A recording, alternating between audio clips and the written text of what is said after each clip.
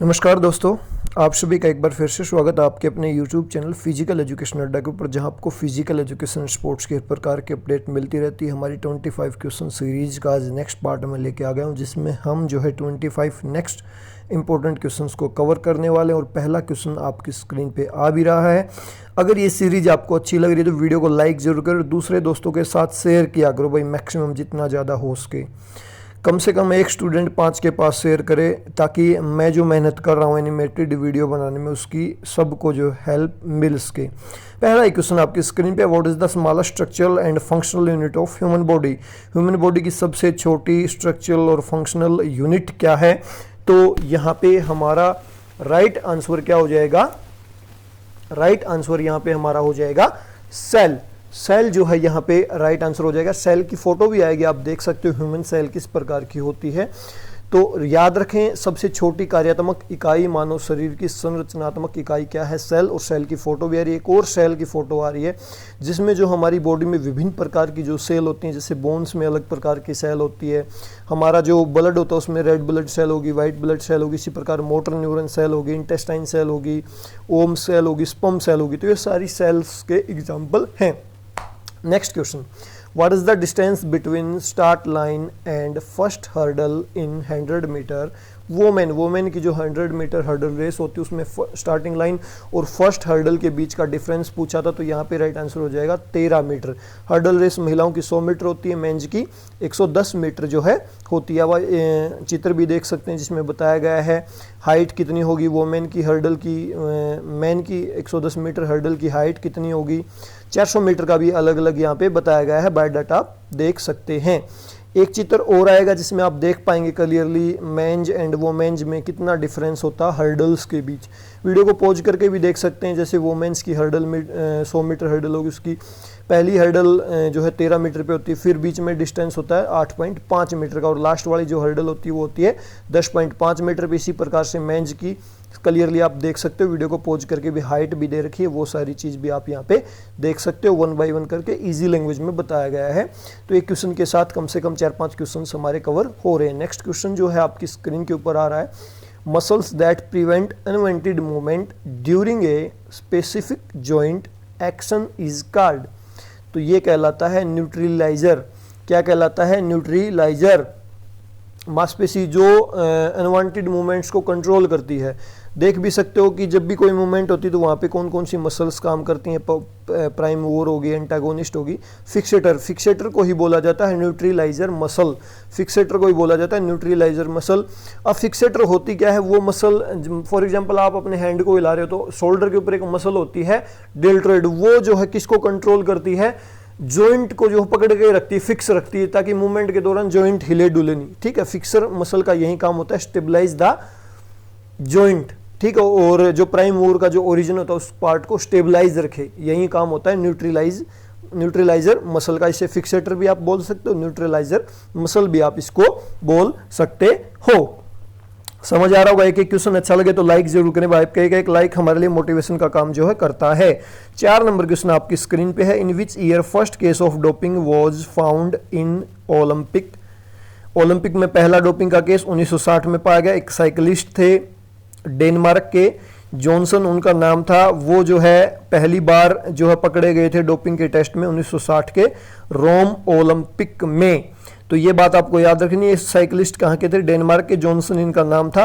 अब इनका जिक्र आया तो वाडा और नाडा का भी आपको पता होना चाहिए कब कौन सी कब बनी। वाडा 1999 में बनी, और नाडा की मैं बात करूं तो नाडा आपकी बनी थी 2005 में। ये एजेंसी है वर्ल्ड एंटी डोपिंग एजेंसी और नेशनल एंटी डोपिंग एजेंसी।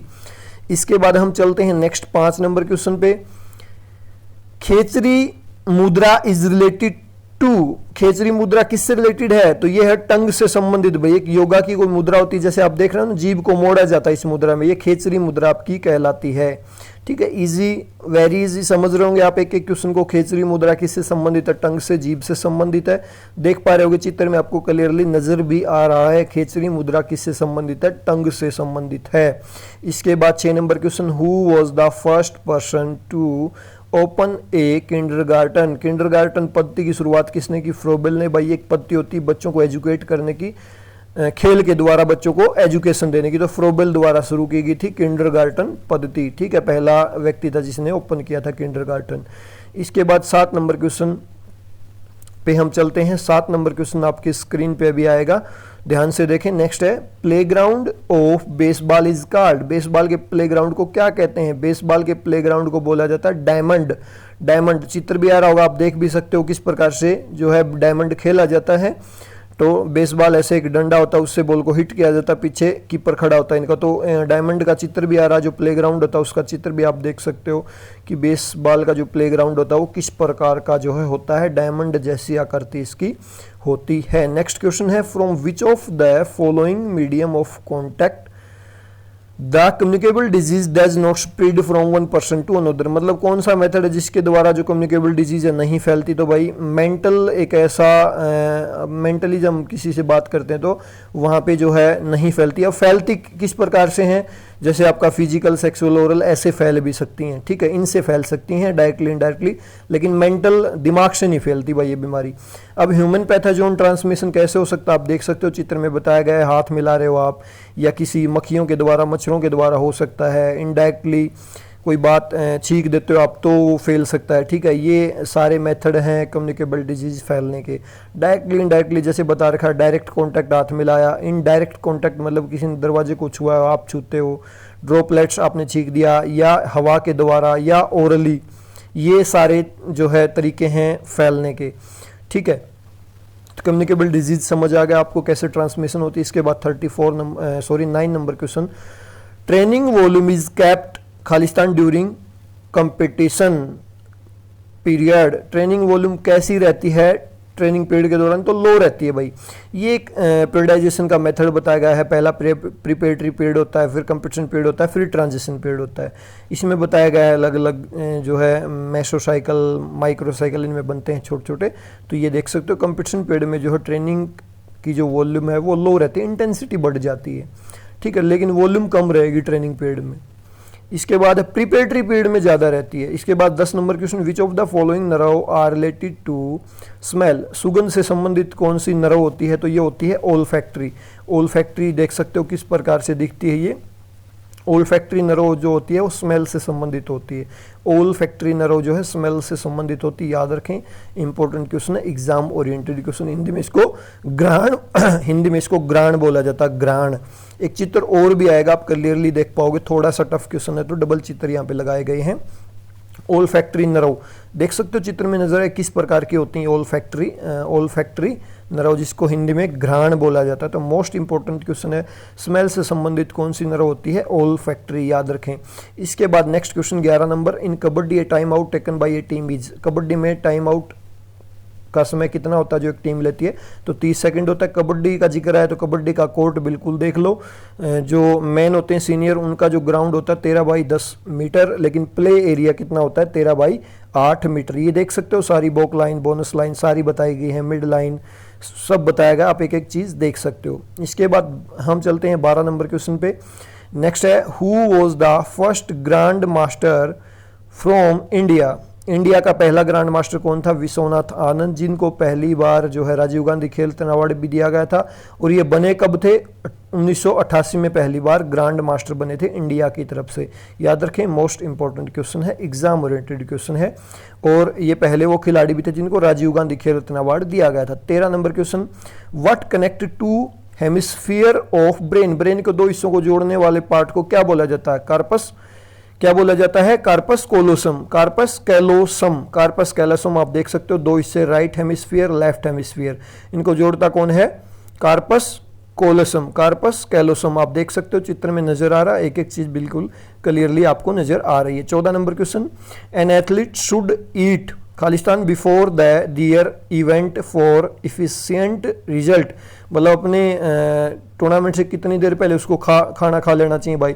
3 से 4 घंटे पहले उसको अपना जो है खाना खत्म कर देना चाहिए अच्छी परफॉर्मेंस देने के लिए। ठीक है, 15 नंबर क्वेश्चन आपकी स्क्रीन पे है, what is the diameter of table tennis ball. Table tennis ball का डायमीटर कितना होता है भाई? व्यास पूछा है तो 4 सेंटीमीटर टेबल टेनिस बॉल का जो है व्यास आपका हो सकता है। देख रहे हो चित्र में टेबल टेनिस की बॉल आपको नजर आ रही है, तो 4 डायमीटर इसका हो सकता है 4 सेंटीमीटर। अब टेबल टेनिस का जिक्र आया तो टेबल टेनिस की टेबल को जरूर देख लेते हैं, इसकी हाइट, नेट की हाइट, लंबाई। एक टेबल की हाइट जरूर पूछी जाती है, जमीन से भाई 30 इंच या 76 सेंटीमीटर कह सकते हो। नेट की चौड़ाई 6 फीट आपकी होती है, टेबल की लेंथ आपकी 9 फीट या 2.74 मीटर, और चौड़ाई जो होती है इसकी टेबल की 1.525 मीटर और या 5 फीट भी आप इसको बोल सकते हो। चित्र में क्लियरली आपको नजर आ रहे हैं। 16 number question, which of the following is used in weight training. Weight training में क्या क्या चीज़ें यूज होती हैं? वेट बार, वेट स्टैक, डंबल, ये सारी चीज़ें होते हैं यूज होते हैं। भाई आप जिम में जाते हो ना, वहाँ पे जो जो चीज़ें आपको नजर आए वो सारी वेट ट्रेनिंग में जो है यूज होती हैं। आप देख भी सकते हो चित्र में, डंबल होगी, वेट बार होगी, चक्के जो होते हैं वेट वाले, वो सारे जो है वेट ट्रेनिंग में यूज होते हैं। Very easy question. 17 number question, quickest and the most effective way to stop bleeding. अगर आपको कोई घाव हो गया तो सबसे आसान तरीका क्या है उस घाव को रोकने का? तो यहाँ पे है direct pressure on the wound. जो घाव उसके ऊपर डायरेक्ट प्रेशर डालो, ब्लड रुक जाएगा। वेरी इजी वे, जैसे पिक्चर में दिखाया भी गया फोटो में, ठीक है। इसके बाद 18 number question, in 16th century psychology was considered as study of, मतलब 16वीं सदी में साइकोलॉजी को क्या बोला जाता था? भाई आत्मा का अध्ययन बोला जाता था। फिर धीरे धीरे इसमें चेंज आया, पहले जैसे एक डेफिनेशन भी है वो हम बाद में जिक्र करेंगे, ठीक है। अभी 19 नंबर क्वेश्चन देख लेते हैं। PT Usha had participated in which Olympic. कौन से ओलंपिक में पीटी उषा ने पार्टिसिपेट किया? 1980 में, 1984 में, 1988 में। इन 3 ओलंपिक्स में पीटी उषा ने पार्टिसिपेट किया। इनको पाओली एक्सप्रेस भी बोला जाता है। 400 मीटर की एथलीट थी, मास्को में इन्होंने पार्टिसिपेट किया, ठीक है। 1984 में भी इन्होंने पार्टिसिपेट किया 400 मीटर में, ठीक है ये, और 1988 के ओलंपिक में भी इन्होंने पार्टिसिपेट किया था। इसके बाद 20 number question, which of the following is the part of kinesiology. Kinesiology का पार्ट क्या है? बायोमैकेनिक्स जो है किनेसियोलॉजी का एक पार्ट है। अब मैं आपसे पूछूं व्हाट इज किनेसियोलॉजी, ये भी आपको याद रखनी, एग्जाम ओरिएंटेड एग्जाम में बहुत बार पूछा गया है। किनेसियोलॉजी किसका अध्ययन करता है? किनेसियोलॉजी अध्ययन करता है, kinesiology is the study of human and non human animal body movement. मतलब जो भी ह्यूमन बॉडी या नॉन ह्यूमन बॉडी की मूवमेंट है उन गतियों का अध्ययन करती है किनेसियोलॉजी। ये बात याद रखें, एग्जाम ओरिएंटेड है। 21 number question, which colour card is not used in hockey. Field hockey में कौन सा कार्ड यूज नहीं होता? भाई ब्लू यूज नहीं होता है। वैसे तो ऑप्शन में कोई भी आ सकता है। यूज कौन कौन से होते हैं देख सकते हो आप, ग्रीन, रेड, पीला, ये सारे जो है येलो, ये 3 कार्ड यूज होते हैं फील्ड हॉकी में। इसके अलावा कोई भी कार्ड यूज नहीं होता। तो एग्जाम में कोई भी ऑप्शन है आप जा सकते हो, आपको पता चल गया यूज कौन कौन से होते हैं और यूज नहीं होने वाले बाकी जो कलर बच गए वो। अब हॉकी का जिक्र आया तो हॉकी का ग्राउंड आप जरूर देख लें। हॉकी के ग्राउंड की लंबाई मैं आपको बता देता हूँ 91.40 मीटर, और चौड़ाई इसकी होती है 60 यार्ड या 54.88 मीटर। ये याद रखें, एग्जाम ओरिएंटेड में एग्जाम में आ सकता है। 100 बाई 60 यार्ड का होता है हॉकी का ग्राउंड। मीटर में जरूर याद कर लें, पहले क्वेश्चन केवीएस में आ चुका है भाई। नेक्स्ट है 22 number, which of the following does not contain protein. Protein किस में नहीं होता भाई? ऑयल में होता। होता किस में ये याद कर लो, बाकी आप बता दोगे। दालें होगी, प्रोटीन दालों में, मछली में, नट्स में, चने में, सोयाबीन में, इनमें पाया जाता है भाई। इसके बाद है 23 number, in internal respiration there is an exchange of gases between. जो इंटरनल रेस्पिरेशन होता है उसमें गैसेज का एक्सचेंज कहाँ कहाँ होता है? इसके बाद 24 number question, which is the good characteristic of hypothesis. Hypothesis की अच्छी कैरेक्टरिस्टिक्स भाई, एक तो क्लियरिटी होनी चाहिए, सिंप्लिसिटी होनी चाहिए और स्पेसिफिक होनी चाहिए। तो ये रिसर्च से रिलेटेड क्वेश्चन जो है था आपका। इसके बाद हम चलते हैं नेक्स्ट, जो हमारा क्वेश्चन होगा रिसर्च के कुछ क्वेश्चन जो मैं साथ साथ करूंगा वो करते रहें।